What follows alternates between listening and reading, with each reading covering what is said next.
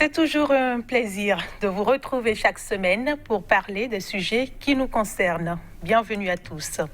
300 000, c'est le nombre d'enfants africains qui naissent chaque année atteints de drépanocytose, un problème de santé publique largement méconnu et pourtant mortel à grande échelle. Plus de 200 millions d'individus dans le monde sont porteurs du trait de drépanocytose selon l'Organisation mondiale de la santé et donc susceptibles de transmettre cette affection génétique à leur descendance. Avec les progrès plutôt de la médecine, on peut vivre désormais plus longtemps avec la maladie. Crise aiguë très douloureuse avec des complications pouvant être fatales, la drépanocytose, un héritage évitable. Bienvenue à tous. On en parle avec Dr Romaric Massy, il est médecin hématologue. Merci docteur pour votre disponibilité. Merci à vous pour l'invitation. Nous avons tendu, comme d'habitude, notre micro à quelques citoyens de Cotonou. Ils s'expriment sur leur connaissance de la maladie, mais également leurs préoccupations. On les suit et on revient juste après. Une maladie héréditaire et génétique. Donc ça se manifeste par une décoloration des yeux, des douleurs intenses et autres. Ça affecte surtout les globules rouges. Les globules rouges du sang. Ce qu'on ressent généralement, ce que j'ai vu, ce sont des douleurs, surtout dans la période de fraîcheur. Généralement, dans cette période-là, ces personnes-là ont assez de douleurs qui viennent des os. Et elles ont envie parfois que vous leur montez sur le dos, que vous déposez des pieds sur elles. C'est assez de douleurs que même les personnes qui sont dans l'alentour partagent avec peine. Et on arrive à rien faire. C'est que la drépanocytose, c'est une maladie héréditaire qui fait beaucoup ravage. Paraît-il qu'ils n'ont pas une durée de vie et ils n'ont pas longue durée de vie. Ils meurent beaucoup plus vite et souvent on dit on ne dépasse pas l'âge de 25 ans. J'ai vécu avec une drépanocytaire. Ce n'est du tout pas facile. Ils peuvent être avec vous en train de rire et puis paf, ça commence. Il a des crises, il a des douleurs, ce n'est pas quelque chose de visible. Et souvent, ils ont des yeux jaunes. Parfois, quand les crises veulent commencer, les yeux deviennent plus jaunes. Et les fièvres, un peu de fièvre, et ça déclenche. Les AS ne souffrent pas trop. Il y a eu à faire mon examen d'électrophorèse il y a de cela 1 an. Lorsqu'on est en couple, lorsqu'on a des projets pour l'avenir, c'est nécessaire de pouvoir le faire, de connaître son statut, pour que ça ne puisse pas créer des problèmes plus tard pour les enfants. Je ne l'ai pas fait. Je ne l'ai pas fait parce que ce n'est pas un truc dont on a eu à discuter. Donc déjà, on ne s'est jamais assis pour savoir si quelqu'un est drépanocytaire ou pas. Dans la société, entend déjà, vous les drépanocytoses, c'est évident, hein, vous allez mourir. Hein.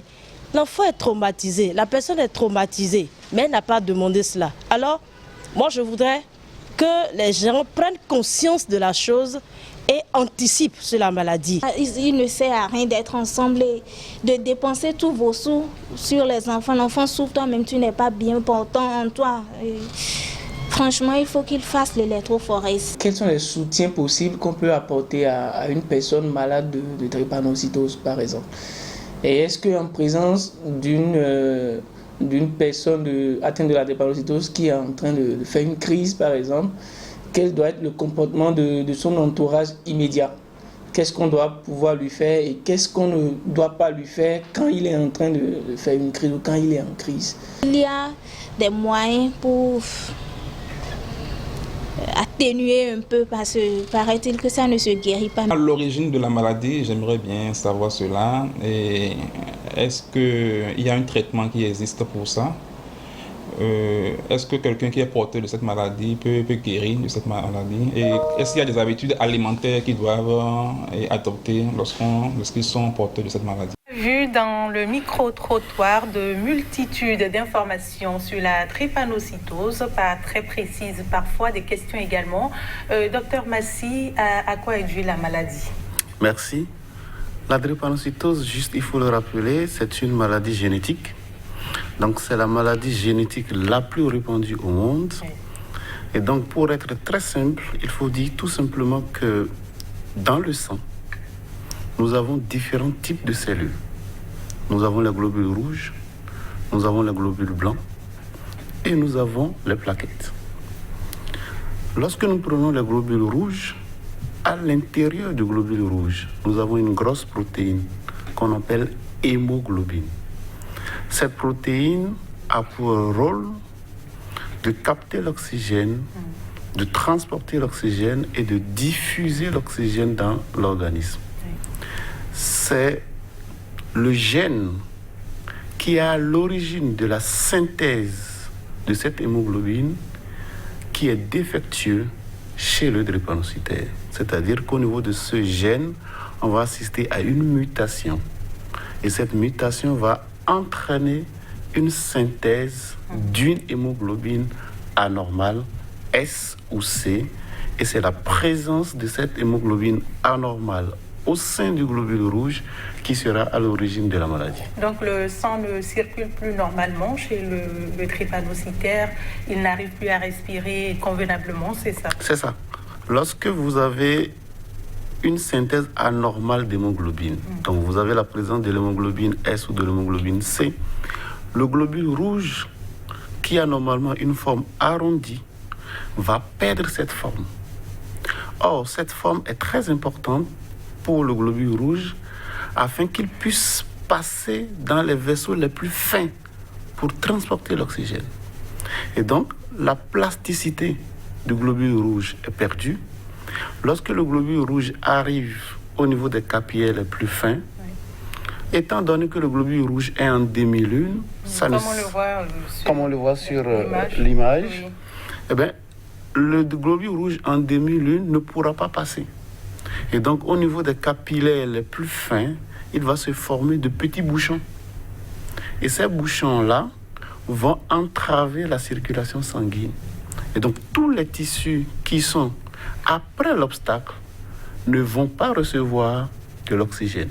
Et c'est cette souffrance qui va se traduire par de la douleur. Et donc, ça me permet de revenir sur un des intervenants de l'élément que vous avez passé, qui disait que le drépanocytaire a des problèmes osseux. Si vous comprenez bien le schéma qui est passé, vous comprendrez tout simplement qu'il ne s'agit pas d'un problème osseux à la base, il s'agit plutôt d'un problème vasculaire qui va s'exprimer par des manifestations osseuses. On va revenir sur les douleurs. Il y a également une question, quelle est l'origine de la maladie, la drépanocytose? On entend dire que c'est une maladie très répandue en Afrique. Oui, absolument, c'est une maladie très répandue en Afrique. Et on a plutôt des données épidémiologiques qui nous montrent que l'ère de la drépanocytose est assez superposée à l'ère de la malaria. Donc il y a des études anthropologiques qui ont fini par conclure qu'il semble que l'arrivée de cette mutation génétique serait due à la présence de la malaria. Donc c'est une maladie qui est vraiment répandue en Afrique subsaharienne. Mais aujourd'hui, avec les flux migratoires, cette maladie n'est plus seulement l'apanage des pays africains. On en retrouve également dans les populations noires américaines, mais avec les flux mondiaux, les flux migratoires, on retrouve la maladie en France, en Belgique, en Allemagne, en Asie. On retrouve partout la drépanocytose. Et donc, c'est un vrai problème de santé publique actuellement pour nous, pour pouvoir gérer tout ce flux de patients. Et quelles sont les causes de la maladie? Alors, les causes de la maladie, comme on l'a dit, c'est une maladie génétique. Donc, ce n'est pas une maladie infectieuse. On ne l'attrape pas parce qu'on a été en contact avec un germe ou un microbe. Non, ce n'est pas une maladie contagieuse. C'est une maladie transmissible. C'est une maladie héréditaire. C'est-à-dire que, forcément, c'est un héritage. C'est un héritage des deux parents.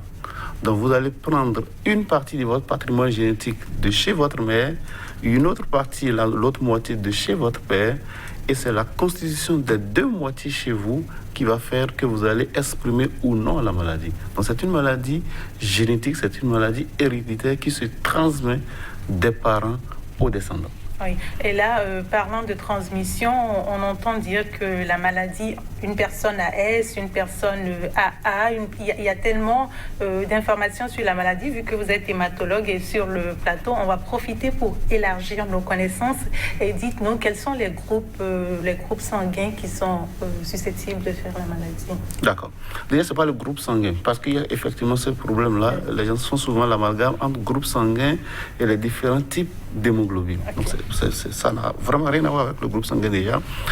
La deuxième chose, ce qu'il faut savoir, c'est que l'hémoglobine normale est cette hémoglobine qu'on nomme AA, c'est-à-dire grand A, grand A. Donc, le sujet qui va porter l'hémoglobine AA, c'est un sujet qui sera normal. Sans risque. Sans risque, aucune maladie. Il existe deux formes d'hémoglobine anormale qui vont être responsables d'une maladie assez importante. Il y a la forme S, la forme C. Il y a d'autres types d'hémoglobinose, mais elles ne sont pas aussi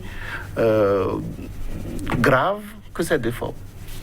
Donc le sujet AA, c'est le sujet normal.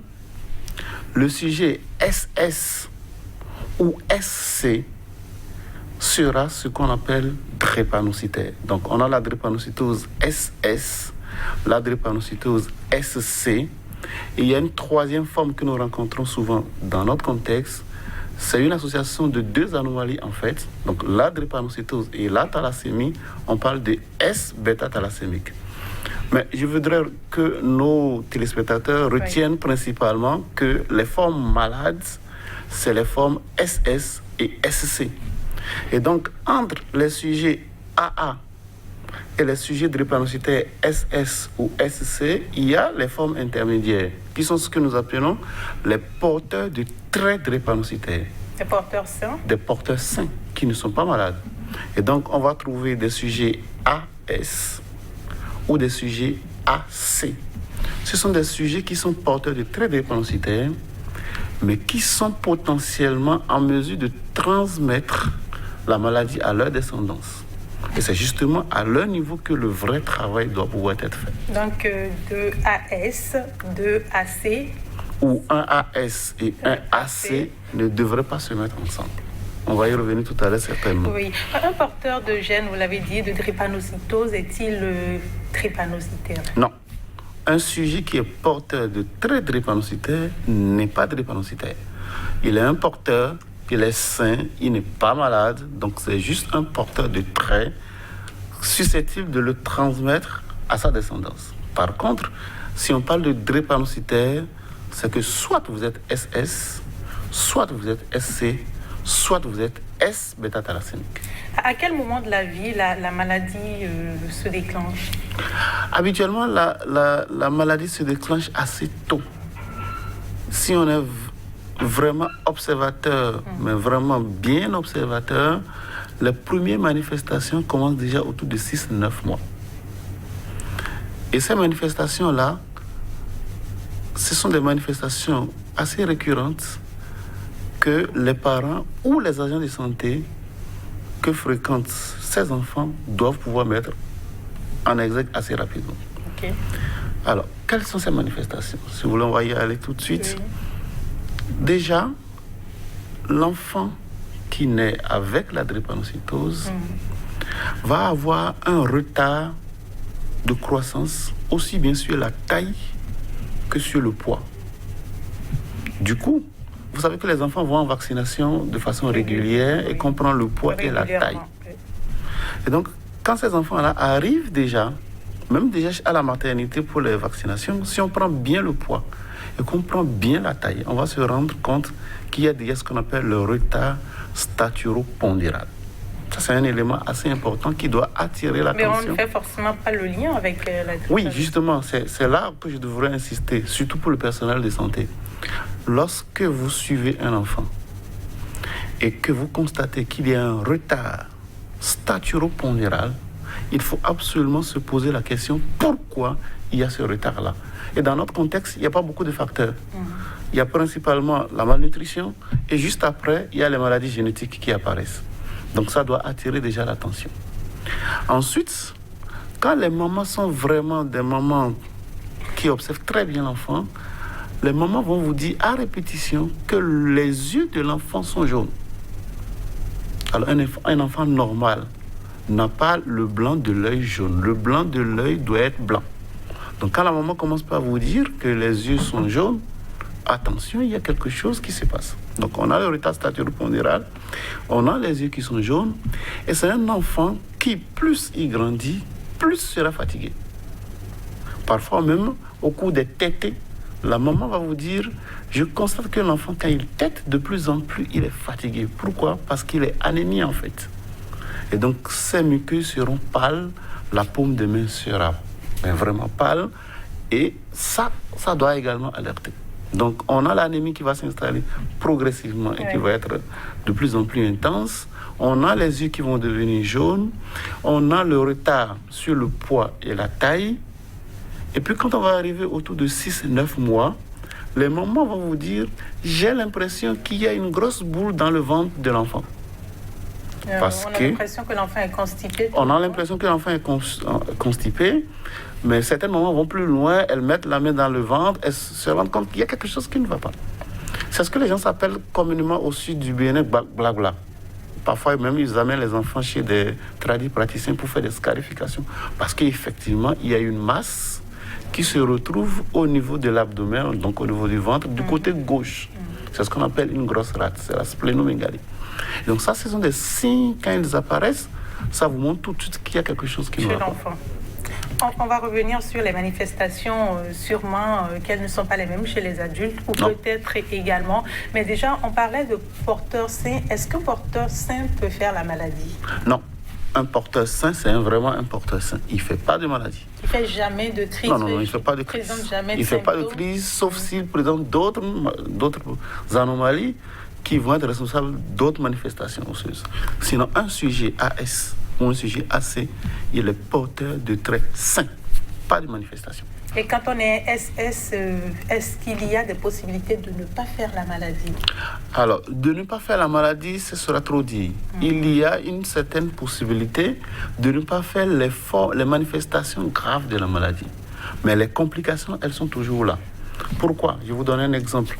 Il y a certains drépanocytaires SS ou SC qui, de façon fortuite, au lieu de perdre toute leur hémoglobine fœtale, il y a ça aussi qu'il faut préciser. Au cours de la grossesse, quand on est encore fœtus, il y a une hémoglobine qu'on utilise quand on est fœtus, ce qu'on appelle l'hémoglobine fœtale. Cette hémoglobine est appelée à disparaître après la naissance. Habituellement, après 6-9 mois, l'hémoglobine fœtale disparaît. Mais il se fait que, chez certains drépanocytaires, l'hémoglobine fœtale, qui devrait disparaître avec l'âge, va persister.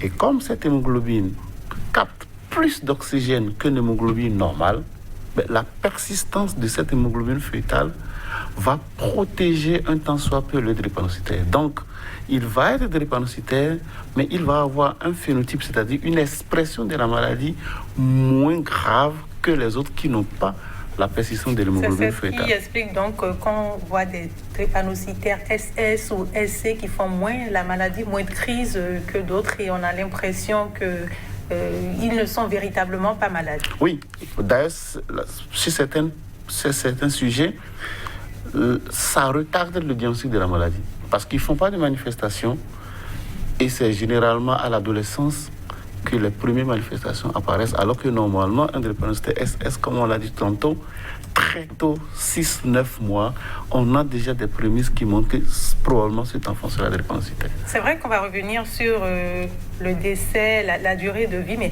est-ce que le taux de décès chez les malades est lié à un groupe sanguin? Non, pas du tout.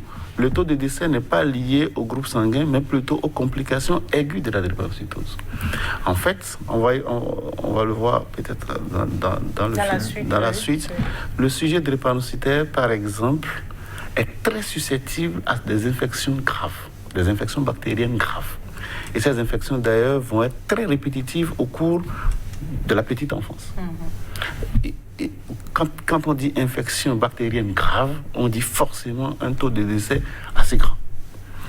Deuxième chose, les drépanocytaires vont avoir une anémie chronique. Et donc, tous les facteurs qui vont être responsables d'une aggravation de cette anémie sont susceptibles également d'être source de décès. Et donc, entre 0 et 5 ans, on a le risque de perdre beaucoup de drépanocytaires s'ils ne sont pas bien suivis et si les garde-fous n'ont pas été mis en place très tôt. C'est pour ça que la prévalence des décès est très élevée chez les drépanocytaires, surtout quand ils ne sont pas suivis. Donc, effectivement, il y a dans l'élément que vous avez passé, quelqu'un qui disait que les drépanocytaires ne vivent pas assez longtemps. C'est une assertion qu'il faut remettre en cause aujourd'hui. Pourquoi? Parce que nous avons aujourd'hui des drépanocytaires qui vont jusqu'à 80, 90 ans, mais c'est au prix d'un suivi régulier, au prix d'une prise en charge, mais vraiment régulière, qu'on en arrive là. Donc aujourd'hui, on sait bien manager ces complications, ce qui fait que l'espérance de vie du drépanocytaire, lorsqu'il est bien suivi, est sensiblement égale à l'espérance de vie de la population générale. De la personne normale. Et quels sont les symptômes de la drépanocytose? Alors, on en avait commencé tout à l'heure par les manifestations à la petite enfance, autour de 6-9 mois. Et progressivement, on va passer à l'adolescence et à l'âge adulte. Et donc, les crises douloureuses vont rester le maître symptôme de la maladie. Mais ces crises douloureuses peuvent être également observées chez l'enfant. Parfois, vous allez avoir un enfant autour de 9 mois, 1 an, dont les pieds seront enflés et douloureux. Parfois même les paumes des mains, les poignets sont gonflés et douloureux. C'est déjà les manifestations cliniques de ce qu'on appelle la crise vaso-occlusive. On parle de syndrome main-pied. Et ça, généralement, c'est quand l'enfant est suivi en pédiatrie, les pédiatres savent très bien reconnaître ça. Ils se disent, attention, ça doit être un drépanocytaire. Et quand on va arriver à l'âge adulte, on va avoir les authentiques douleurs. C'est vraiment des douleurs osseuses, mais ce n'est pas que osseux. C'est des douleurs qui vont intéresser les os, qui vont intéresser les muscles, qui vont intéresser également les intestins, qui vont intéresser les poumons. Donc on parle de crise vaso-occlusive. Quand ça intéresse l'os, on parle de crise vaso-occlusive ostéo-articulaire. Quand c'est abdominal, on parlera de crise vaso-occlusive abdominale.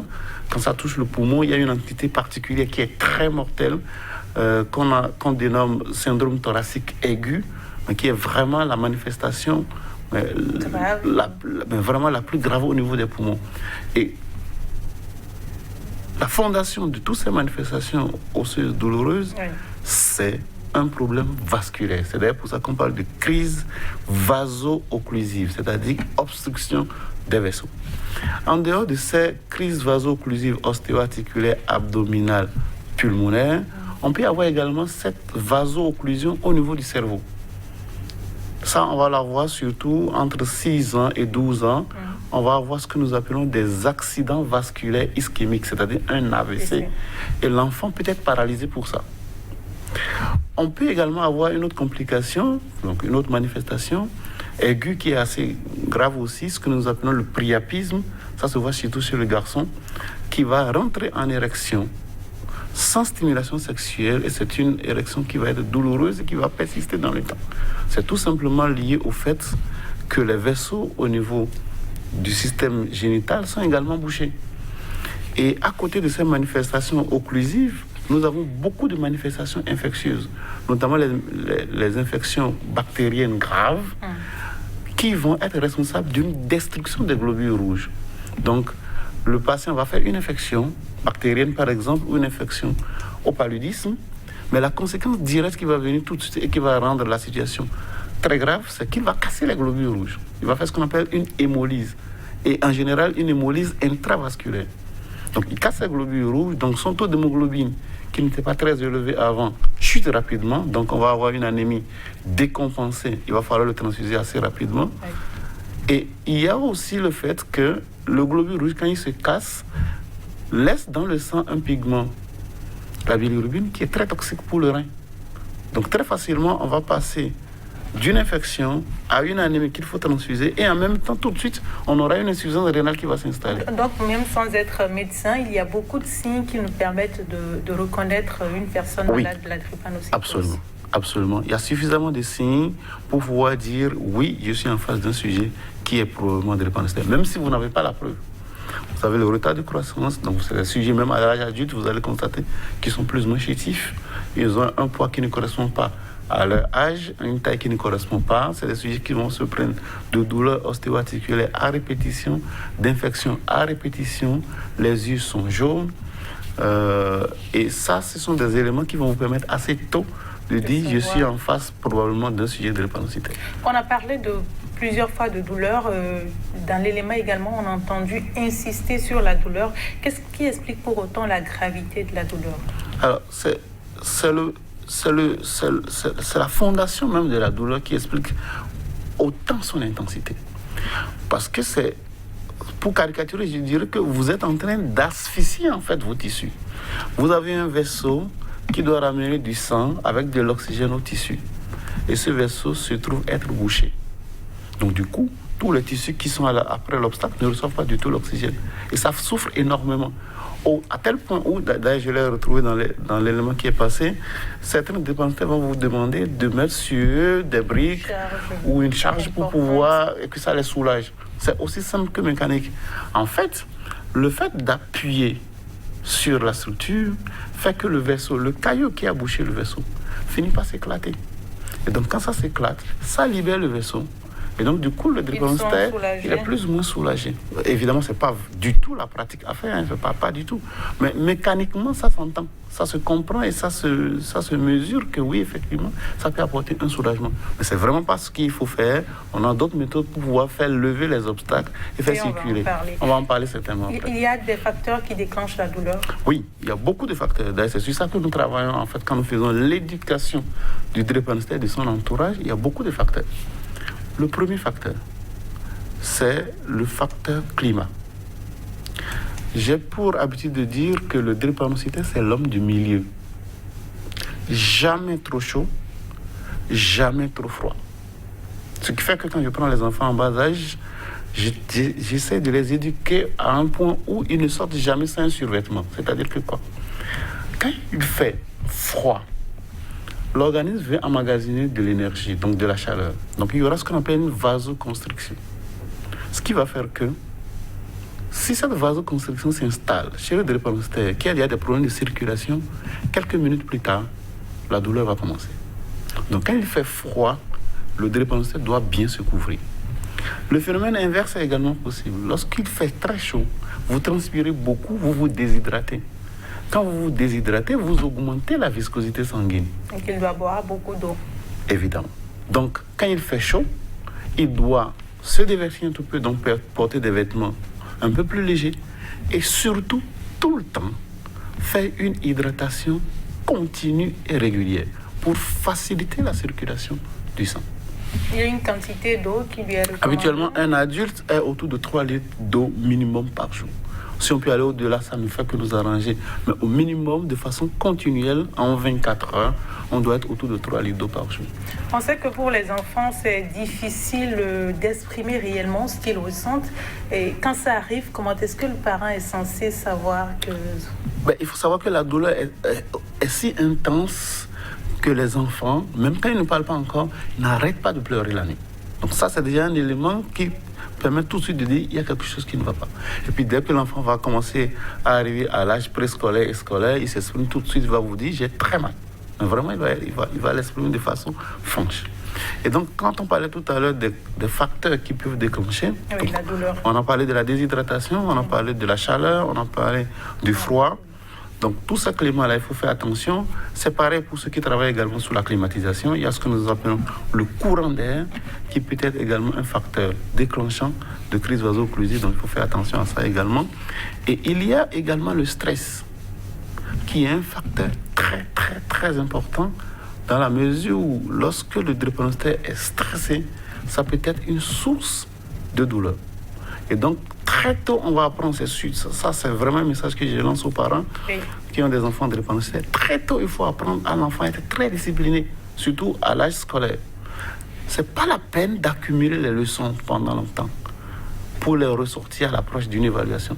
Ce n'est pas la peine d'accumuler les exercices, les devoirs de maison. Parce que quand vous allez mettre l'enfant sous stress, forcément, le jour de l'examen, il va avoir une crise vaso-occlusive. Donc, le drépanocytaire doit être vraiment bien discipliné. Un exercice donné, un exercice fait. Une leçon reçue doit être étudiée en même temps, de façon à ce que, à l'approche de l'évaluation, il est vraiment fluide. Le stress peut venir également de la maison, c'est-à-dire si l'environnement, les parents sont tout le temps en train de se chamailler, il y a des histoires de famille. Le stress peut venir de partout, même du travail. D'ailleurs, même pour les drépanocytaires à deux, je leur dis toujours, même sur votre lieu de travail, vous devez apprendre à manager votre emploi du temps avec votre travail. Évidemment, quand vous êtes en entreprise, vous avez des objectifs à atteindre. Mais c'est vous qui connaissez votre corps et c'est vous qui devez planifier les choses de façon à pouvoir atteindre vos objectifs sans empathie sur votre santé. Donc c'est toujours une question d'organisation à son rythme pour pouvoir atteindre les objectifs sans se mettre trop de pression. Et les parents doivent véritablement travailler à favoriser l'environnement à l'enfant. Oui, ça c'est très important, surtout quand on est en âge scolaire, puisqu'on va le voir tout à l'heure, la prise en charge de la drépanocytose, ce n'est pas gratuit. Et donc, il faut former l'enfant pour que l'enfant puisse, à l'âge adulte, être autonome au plan financier. Et cela passe en partie par la réussite de la vie scolaire. Donc, il faut vraiment que les parents s'y mettent, apprennent à l'enfant à s'organiser pour pouvoir réussir facilement ses études. Et en général, quand on réussit la phase scolaire, habituellement à l'âge adulte, ils sont assez suffisants et donc ça nous permet de continuer une prise en charge parce qu'il ne faut pas oublier que les parents ne sont pas éternels non plus. Y a-t-il des moyens pour limiter les crises? Alors, les moyens vont découler des différents facteurs dont nous venons de parler. On a parlé de la chaleur, donc il faut se protéger. On a parlé du froid, il faut se protéger. On a parlé du stress, donc il faut diminuer le stress. Il faut bien s'hydrater. Il faut éviter les infections. Donc il est hors de question qu'un drépanocytaire me fasse un paludisme comme on a l'habitude de le voir avec 1 million de parasites par millimètre cube. C'est vraiment énorme.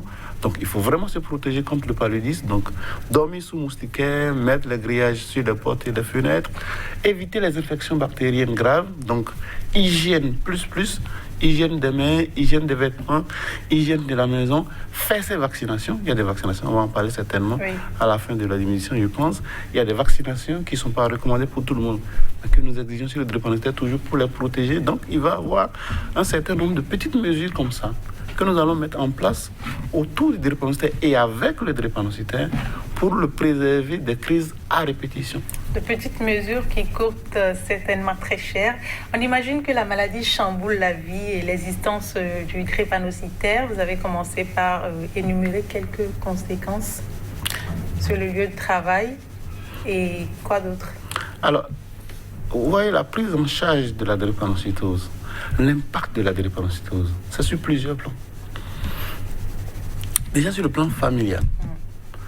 C'est absolument pas facile pour des parents de voir tous les jours leurs enfants en train de souffrir de douleur. Donc vous avez déjà un impact social très important. Et c'est là que je demande, ça c'est peut-être un message pour la jeunesse, on va en parler certainement. Je demande aux jeunes de faire très attention. Parce que pour la petite expérience qui est la mienne, habituellement, quand l'enfant drépanocytaire apparaît dans un couple, excusez-moi les garçons disparaissent toujours et laissent l'enfant à la charge de la maman. Et ça, c'est pas du tout facile à manager.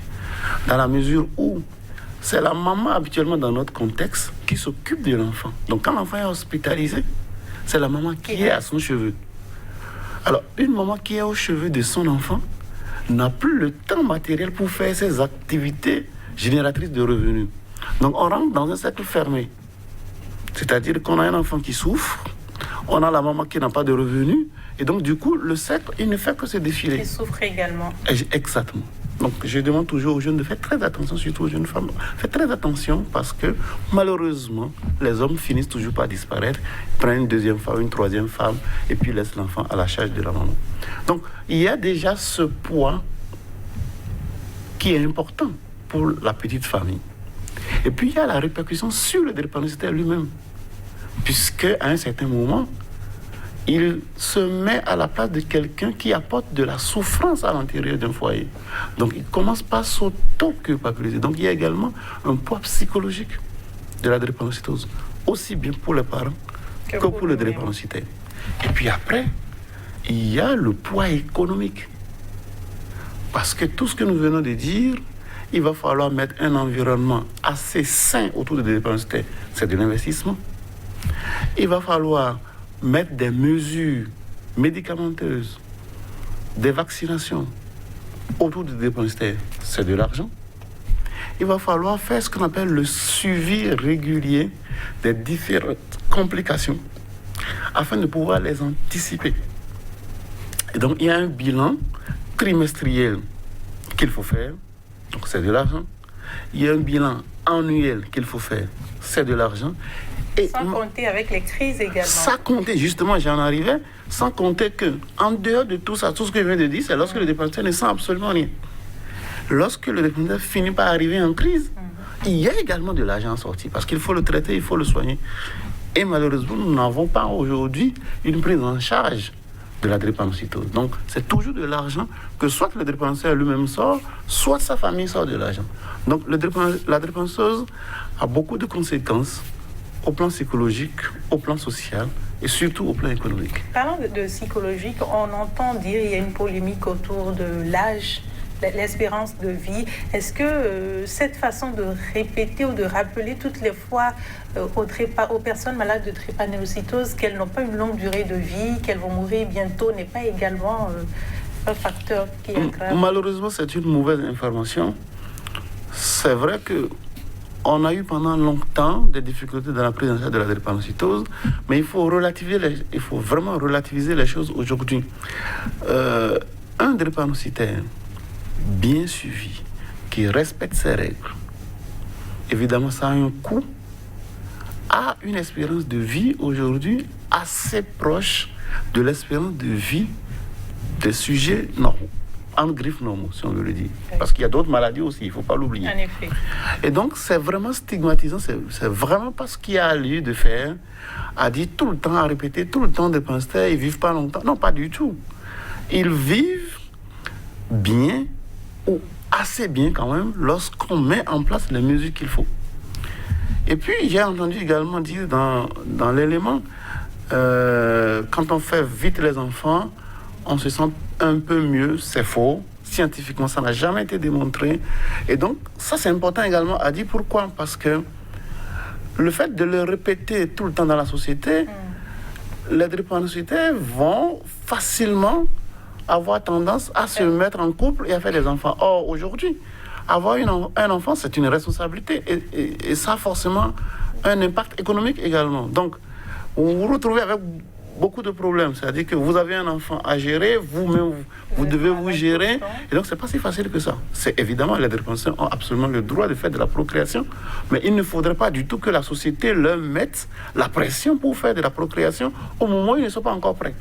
Donc, ces informations qui malheureusement ont circulé pendant longtemps n'apportent pas vraiment une sérénité chez les drépanocytaires. Donc, je voudrais rassurer tout le monde pour dire tout de suite, la drépanocytose, c'est une maladie assez sérieuse, c'est vrai. On apprend à vivre avec et on apprend à gérer la drépanocytose. Donc, c'est vraiment pas le moment de stresser. Quand on est drépanocytaire, il y a des règles qu'on va suivre, il y a des choses qu'on va mettre en place qui vont permettre progressivement d'atteindre une espérance de vie quasi sensible à l'espérance de vie de la population générale. Comme je vous ai dit... Aujourd'hui, elle est estimée à combien? Nous avons des drépanocytaires de 70 ans, 80 ans. Moi, j'ai dans ma consultation plein de drépanocytaires au-delà de ce que nous appelons les drépanocytaires seniors. J'en ai plein dans ma consultation. Donc, cette assertion qui avait eu comme information de dire tout le temps on meurt avant 20 ans ou avant 25 ans, aujourd'hui, ça n'existe pas vraiment. Il faut être honnête, il faut le dire. Ça dépend de comment ça dépend de comment on vous prend au sérieux, comment on vous apprend à mieux vivre avec la maladie, comment vous-même vous acceptez la maladie, parce qu'il y a aussi ça qui est important. Pour pouvoir prendre en charge correctement une maladie, il faut que la personne d'abord accepte sa maladie. Et maintenant soit engagée pour mettre en place ce qu'il faut. C'est comme quand vous avez une hypertension. Oui. C'est comme quand vous avez le diabète. On va vous apprendre comment vivre avec la maladie et vivre longtemps, le plus longtemps possible. Voilà. Mais c'est à vous de décider. Absolument. En quoi consiste la prise en charge, docteur Massi? Bien, la prise en charge commence déjà par le diagnostic. Alors, le diagnostic, comme on l'a dit, on a parlé de certaines manifestations. Ce qui est important, c'est le diagnostic biologique. Donc, vous avez beau soupçonner que la personne est drépanocytaire, tant que vous n'avez pas fait l'examen clé qui dit qu'il y a drépanocytose, vous n'avez encore rien fait. Et donc, cette prise en charge, on va faire le diagnostic en faisant l'électrophorèse de l'hémoglobine. Et c'est cette électrophorèse qui va dire « Ah, c'est un sujet SS, ah, c'est un sujet SC ». Je voudrais préciser, ce n'est pas la peine d'aller faire l'électrophorèse dans un coin où on n'a pas vraiment de référence. Parce qu'après, ça crée des polémiques inutiles. Et pour les campagnes de sensibilisation, on en profite pour faire... Et là également, il faut faire très attention. C'est absolument normal de faire des campagnes de sensibilisation. C'est absolument normal de proposer le dépistage en faisant l'électrophorèse. Mais une fois qu'on collecte les prélèvements, il faut les ramener dans un centre qui a l'expertise pour le faire. Pourquoi? Parce que vous vous imaginez, il y a des sujets qui ont été déclarés AA. Et puis après, on se rend compte qu'ils ne sont pas du tout AA, ils sont AAS. Mais on ne se rend pas compte tout de suite. C'est lorsque l'enfant arrive dans le couple et qu'on découvre que l'enfant est drépanocytaire, que les parents vont commencer par écarquiller les yeux pour dire « Mais c'est pas possible. Moi, je suis AA, mon mari est AS, il n'y a aucune raison. » Mais quand vous reprenez l'électrophorèse dans de bonnes conditions, vous vous rendez compte en fait qu'il y avait une erreur qui avait été faite et que les deux étaient AS. C'est pour ça que je dis, vous voulez faire de l'électrophorèse de l'hémoglobine, donc l'électrophorèse quantitative, je précise, c'est très important. Il faut le faire dans des centres de santé qui ont l'agrément pour. On vous fait l'électrophorèse dans de bonnes conditions et vous êtes sûr de votre profil. En plus, ce n'est qu'une fois la vie. C'est une seule fois la vie. On ne le répète pas. Quand c'est bien fait, c'est une fois la vie. Et donc, lorsqu'on a fait le diagnostic de la drépanocytose, il y a la prise en charge de la drépanocytose en dehors de toute crise. Cette phase-là est subdivisée en deux parties. La première partie, c'est l'éducation, c'est-à-dire l'apprentissage des règles à suivre, et c'est ça qui prend énormément de temps. Quand vous venez en consultation d'éducation du drépanocytaire, ça me prend pas en moyenne 1 à 2 heures de temps. Pour chaque malade? Pour chaque malade. Pour toutes les consultations, vous le faites si c'est une consultation, on le fait une fois, on le répète 1 ou 2 fois après, le temps que la personne se mette dans les règles. Mais vraiment, on a besoin de consacrer du temps pour que le drépanocytaire comprenne très bien les règles et pour que son entourage comprenne très bien les règles également. Parce que quand vous prenez les plus petits, ce n'est pas seulement l'enfant, c'est et l'enfant et ses parents. Il faut prendre le temps de poser les bases. Et quand les bases sont bien posées, ça passe assez bien. Et puis la deuxième partie, quand le drépanocytaire n'est pas du tout malade, c'est toujours l'anticipation des complications. Donc de façon trimestrielle, on va les prendre en consultation au moins une fois. Qu'ils aient des symptômes ou pas, il y a des examens biologiques que nous avons faits. Toujours dans le sens de l'anticipation. On va regarder les examens et on va pouvoir anticiper sur un certain nombre de choses. S'il y a une infection qui se profile à l'horizon, s'il y a un paludisme qui se profile à l'horizon, s'il y a une anémie qui se profile à l'horizon, on essaie de gérer ça en phase d'accalmie pour éviter que les grosses complications n'arrivent. Et puis, forcément, la deuxième partie de la prise en charge concerne les complications. Parce que vous avez beau mettre le dispositif, il peut arriver que des complications aiguës arrivent quand même. Et donc, il va falloir être prêt à recevoir le drépanocytaire dans ces circonstances-là et à pouvoir les gérer, transfusion, traitement des infections avec des antibiotiques, traitement du paludisme, bonne hydratation. Habituellement, quand on parle d'hydratation en ce moment-là, ce n'est plus par voie orale, c'est par voie injectable. Et ainsi de suite, on gère ce qu'il y a comme complication aiguë. Vous avez parlé de prise en charge, vous avez parlé de beaucoup d'éléments. Et quand on fait une estimation, à combien est-ce qu'on peut estimer le coût de la drépanocytose pour un enfant malade? Écoutez, lorsqu'on parle de drépanocytose, c'est assez souvent beaucoup d'argent. Les ordres de grandeur, je vous donne par exemple un exemple simple. Oui. Un drépanocytaire qui ne présente absolument rien à qui je veux faire un bilan annuel, ce qu'on appelle le check annuel, pour vérifier un certain nombre d'organes. Je vous cite, j'ai besoin d'une consultation ophtalmologique plus un fond d'œil. J'ai besoin d'une consultation cardiologique, plus ECG, plus échographie cardiaque. J'ai besoin d'un bilan sanguin qui va prendre en compte le rein, le foie. J'ai besoin d'une radiographie du bassin pour voir la hanche, pour voir s'il n'y a pas les têtes des deux os de la hanche qui vont se nécroser. Quand vous faites ce petit bilan-là annuel, on n'est pas très loin de 300, 400, 500 000. Ça, c'est annuel. Je ne parle pas des consultations trimestrielles. Et chaque consultation, il va avec son lot d'examens. Et puis, il y a les complications aiguës. Habituellement, quand on rentre en complications aiguës, donc probablement, il y a une anémie qui est décompensée. Donc, il va falloir l'hospitaliser pendant un certain nombre de jours. C'est des frais d'hospitalisation. Il va falloir transfuser. Il va falloir traiter le paludisme peut-être. Il va falloir hydrater par voie injectable. Donc, c'est beaucoup de flacons de sérum qui sont passés. Il va falloir mettre les antibiotiques. Et habituellement, ce n'est pas des petits antibiotiques, c'est des antibiotiques HCR tous les jours pendant peut-être 5 jours, 7 jours ou 10 jours. Donc, pour être honnête, mais il faut vraiment qu'on soit honnête, la drépanocytose a un coût économique assez important. De quoi faire très très attention et sauver les enfants et sauver également la situation économique. Absolument. Aujourd'hui, on sait qu'au Bénin, il y a plusieurs centres de prise en charge. Vous êtes médecin au CNHU. Comment est-ce que ça se passe? Est-ce qu'on peut dire aujourd'hui qu'au Bénin, il y a moins de malades de drépanocytose? Malheureusement, non. Malheureusement, malgré la sensibilisation, malgré l'information de la population, pour des considérations culturelles, sociologiques et religieuses, on n'a pas encore une tendance à la baisse aujourd'hui du nombre de cas de drépanocytose que nous avons. La prise en charge, comme vous l'avez dit, se fait dans plusieurs centres.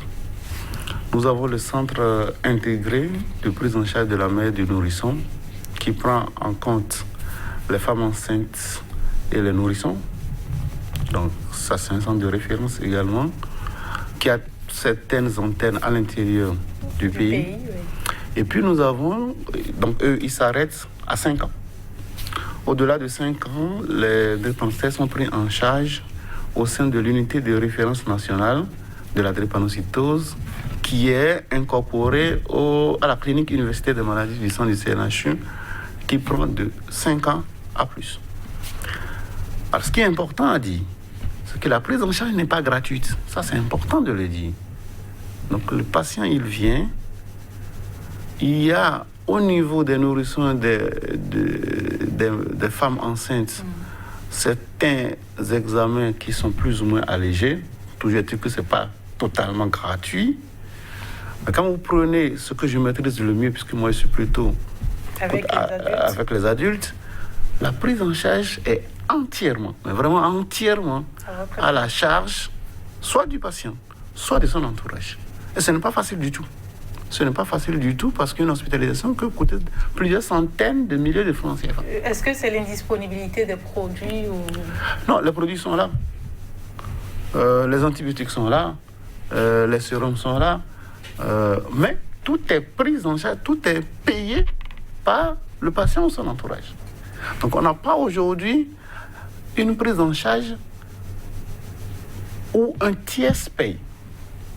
Donc quand vous venez en hospitalisation, je vous prends, par exemple, vous venez en urgence, je vous prends en urgence, je vous examine, si j'ai besoin d'antibiotiques, je vous prescris, vous allez à la pharmacie comme tout le monde vous achète.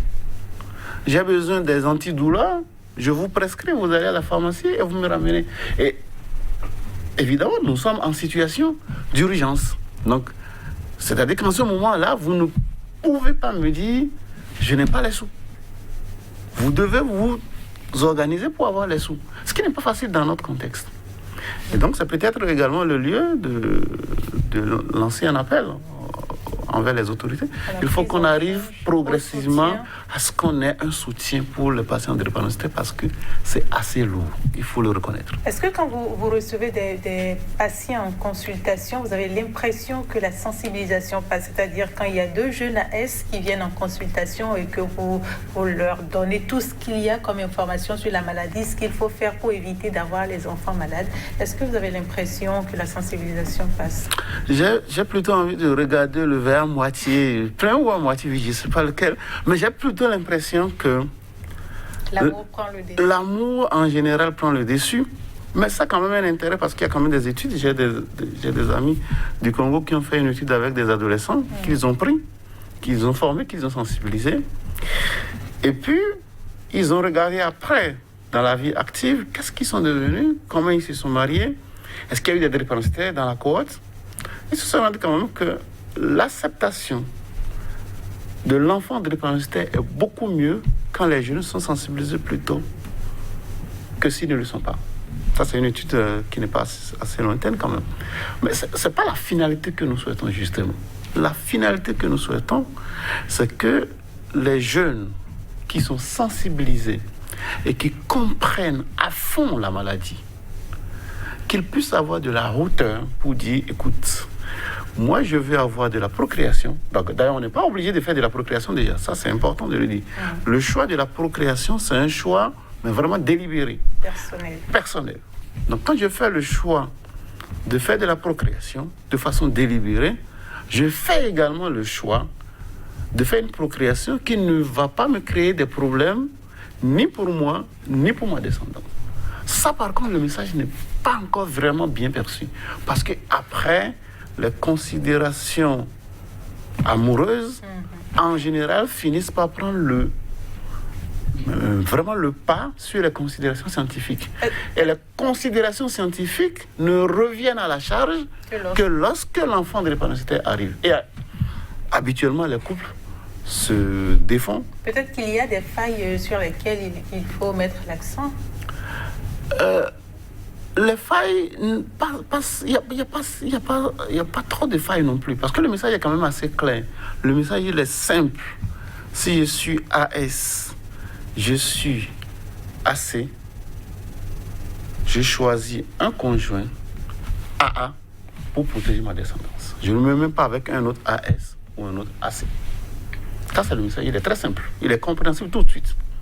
Maintenant, c'est peut-être aussi parfois chez certaines personnes le timing où arrive le message.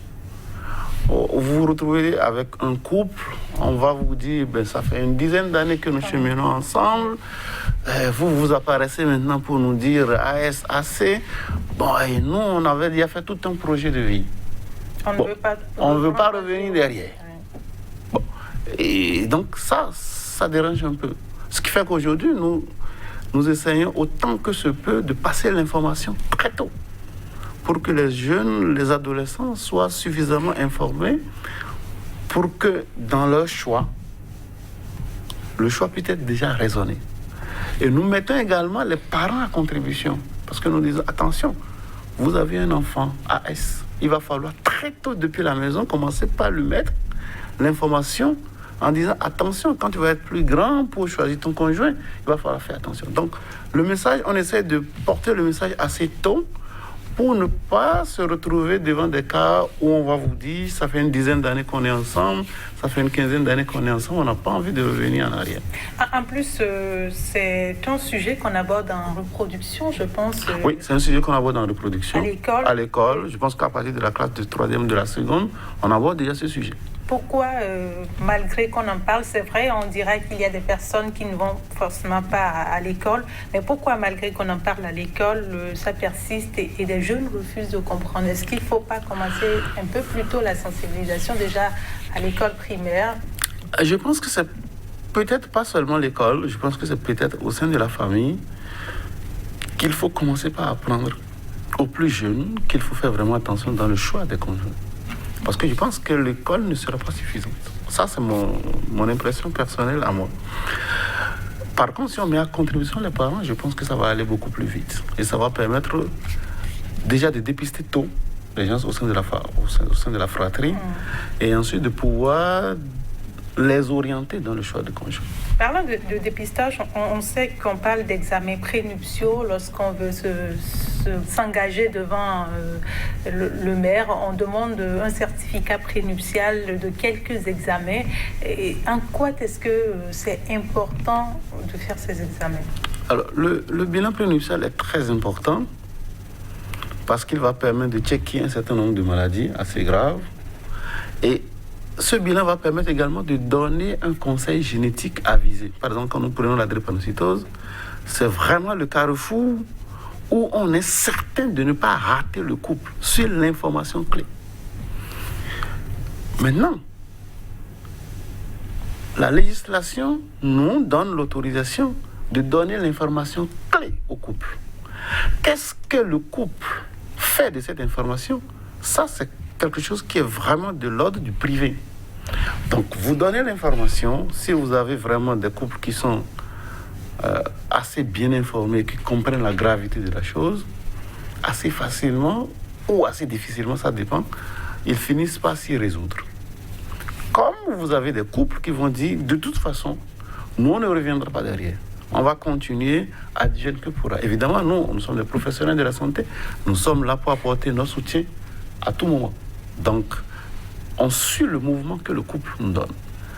Si d'aventure le mariage venait et qu'il y a un enfant de drépanocytaire qui arrive, on va essayer de discuter très tôt avec les parents et mettre en place les mesures qu'il faut pour que l'enfant ait une vie assez bien enrobée et que les complications soient les plus, mais vraiment amoindries. Donc c'est le travail que nous faisons au quotidien. On va revenir sur les questions des citoyens rencontrés sur le terrain. Il y a un qui a demandé le soutien qu'on peut apporter dans l'environnement. Vous êtes avec une personne malade de drépanocytose. En cas de crise, qu'est-ce qu'on fait? Alors, lorsque le drépanocytaire a des douleurs, quand c'est des drépanocytaires qui sont bien suivis, habituellement, ils ont déjà un paquet de médicaments avec eux. Donc, ce qui peut soulager un temps soit peu. Alors, la règle, elle est simple. Le premier médicament pris, la consultation suit en même temps. C'est vraiment pas la peine de traîner à la maison. Dans la drépanocytose, ce qui est important, c'est la rapidité de la prise en charge. Donc, si vous êtes dans l'entourage d'un drépanocytaire, parce que ce qu'il faut préciser, là où l'entourage va être déterminant, c'est qu'à force d'aller souvent à l'hôpital, le drépanocytaire aura plutôt tendance à dire « je vais essayer de gérer à la maison un bout de temps pour voir si ça va passer ». Vraiment, ce n'est pas ce qu'il faut faire. Et c'est là que l'entourage doit pouvoir insister pour dire « non, tu prends un médicament, tout de suite, c'est vrai, ça va te soulager, mais automatiquement, il faut qu'on se rende à l'hôpital. » Pourquoi? Parce que la crise ne vient jamais seule. Il y a toujours un facteur qui a déclenché les douleurs. Et ce facteur-là, il faut forcément un agent de santé pour faire la part des choses, identifier le facteur et traiter le facteur.